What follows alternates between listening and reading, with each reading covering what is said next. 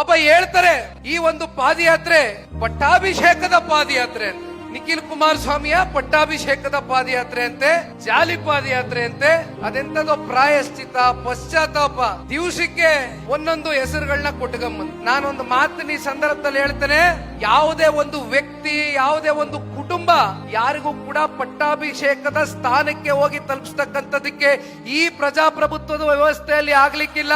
ಅರ್ಥ ಮಾಡ್ಕೊಳ್ಬೇಕಾಗಿದೆ ಕಾಂಗ್ರೆಸ್ಸಿಗರು ಮಾತನಾಡೋದಕ್ಕಿಂತ ಮುಂಚಿತವಾಗಿ. ನಮ್ಮ ರೈತ ಪರವಾದಂತ ಬದ್ಧತೆ ಏನಿದೆ, ಧ್ವನಿ ಇಲ್ಲದೆ ಇರ್ತಕ್ಕಂಥ ಜನರ ಜೊತೆಗೆ ನಾವು ಯಾವ ರೀತಿ ಅವರ ಕಷ್ಟವನ್ನ ಆಲಿಸಿ ಅವ್ರ ಜೊತೆನಲ್ಲಿ ಬೆರಿತೀವಿ, ನಮ್ಮಲ್ಲಿ ಇರ್ತಕ್ಕಂಥ ಬದ್ಧತೆ, ನಮ್ಮಲ್ಲಿ ಇರ್ತಕ್ಕಂಥ ಕಾಳಜಿಯನ್ನ ಗುರುತಿಸಿ ಮುಂದೊಂದು ದಿನ ಜನ ಇವನು ಯೋಗ್ಯನಿದ್ದಾನೆ, ಇವನು ಅರ್ಹನಿದ್ದಾನೆ ಅಂತಕ್ಕಂಥ ಜನಸೇವೆಯನ್ನ ಮಾಡ್ತಕ್ಕಂಥ ಏನಾದ್ರೂ ಒಂದು ಸ್ಥಾನ ಕೊಟ್ರೆ ಅದು ನಿಜವಾದಂತ ಪಟ್ಟಾಭಿಷೇಕ.